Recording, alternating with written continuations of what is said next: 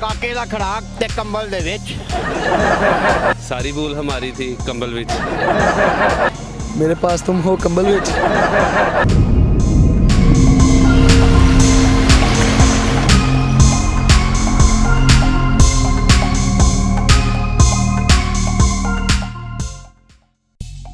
अस्सलाम वालेकुम नाज़रीन, विसाख टीवी दे नाल मैं हाँ तुहाडा अपना मेज़बान ज़हीर अब्बास। नाज़रीन अज असीं रूटीन तो थोड़ा जिहा हट के तुहाडे लई प्रोग्राम लैके आए हैं। अज असीं लोकां कोलों पुछांगे पाकिस्तानी ड्रामे फिल्मां दे नाम ते एंड ते उन्हां नूं कहांगे कि नाल बोलना कंबल दे विच, कंबल विच। ते चलदे हां असीं लोकां वाल ते उन्हां कोलों पुछने आ कि उन्हां ने किहड़ियां फिल्मां देखियां होए ने, किहड़े ड्रामे वेखे होए ने, ते एंड ते ओह नाल ही कहणगे कि कंबल दे विच। ते चलो चलदे हां असीं लोकां दी तरफ। अस्सलाम वालेकुम। वालेकुम अस्सलाम। ਤੁਹਾਡਾ ਨਾਮ? मोहम्मद फैसल। ਆ ਫੁੱਲਾਂ ਦੀ ਦੁਕਾਨ ਤੁਹਾਡੀ ਹੈ? हाँ जी मेरी है जी। ਵਿਕਦੇ ਵੀ ਹੈਗੇ ਕਿ ਇਦਾਂ ਹੀ ਪੇ ਸੁੱਕ ਜਾਂਦੇ? ਵਿਕਦੇ ਆ ਜੀ, ਸੁੱਕਦੇ ਕਿਉਂ ਹੈਗੇ ਆ? ਤੇ ਤੁਸੀਂ ਫੁੱਲ ਲੈ ਕੇ ਜਾਂਦੇ ਜਾਂ ਕਿਸੇ ਨੂੰ ਦਿੰਦੇ ਹੋ ਕਿ ਨਹੀਂ? ਅਸੀਂ ਕਿਹਨੂੰ ਦੇਣਾ, ਸਾਡੀ ਕੋਈ ਵੀ ਨਹੀਂ ਹੈ। ਕਿਸੇ ਵੀ ਐਸੀ ਫਿਲਮ ਦਾ ਜਾਂ ਡਰਾਮੇ ਦਾ ਨਾਮ ਦੱਸੋ, ਨਾਲ ਤੁਸੀਂ ਲਾਣਾ ਕੰਬਲ ਵਿੱਚ। ਕਾਹਦੇ ਚ ਲੈਣਾ ਜੀ? ਕੰਬਲ ਵਿੱਚ, ਕੰਬਲ ਵਿੱਚ। ਕੰਬਲ ਵਿੱਚ। ਮੇਰੇ ਪਾਸ ਤੁਮ ਹੋ ਕੰਬਲ ਵਿੱਚ। जगटां जोड़ कंबल विच, मंजी विसला कंबल विच। की करदे? ਫਲਾਵਰ ਦਾ ਕੰਮ। फ्लावर दा? हाँ जी। ਉਹ ਹੁੰਦੇ ਕੀ ਆ? ਫੁੱਲ। ਹਾਂ ਫੁੱਲ। ਇਦਾਂ ਪੰਜਾਬੀ ਚ ਕਹਿੰਦੇ। ਫੁੱਲ ਫੁੱਲ ਫੁੱਲ। ਅੱਛਾ ਪੰਜਾਬੀ ਫਿਲਮਾਂ ਵੇਖਦੇ ਹੋ? हाँ जी।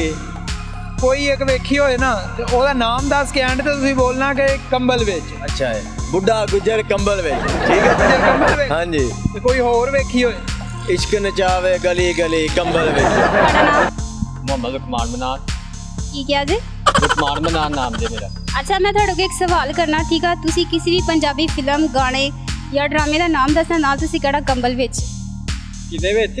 ਕੰਬਲ ਦੇ ਵਿੱਚ। हमाया गुजर कंबल दे विच।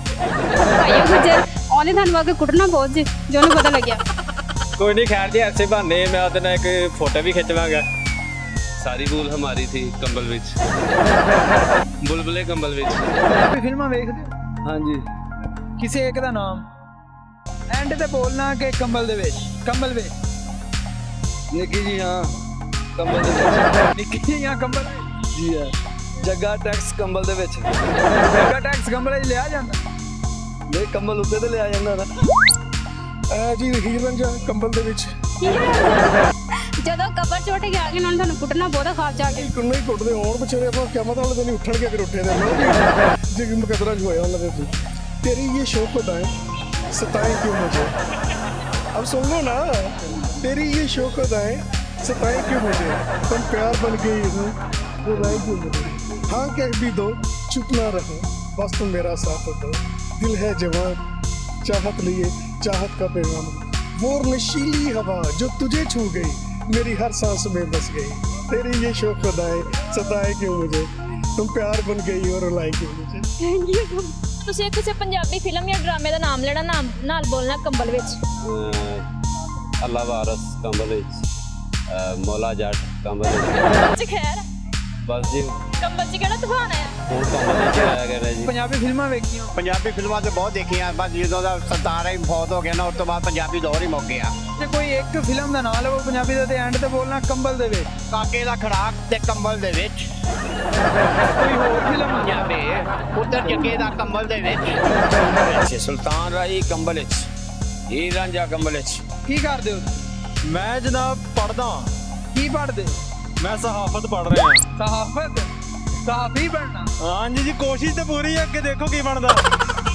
ਅੱਗੇ ਵੇਖੀ ਕੁਝ ਹੋਰ ਹੀ ਨਾ ਬਣਿਆ। ਇਹ ਹੁਣ ਦੇਖੋ ਤੁਹਾਡੇ ਮੀਡੀਆ ਉੱਤੇ ਆ, ਅੱਗੇ ਕੀ ਬਣਾਉਂਗੇ ਸਾਡਾ।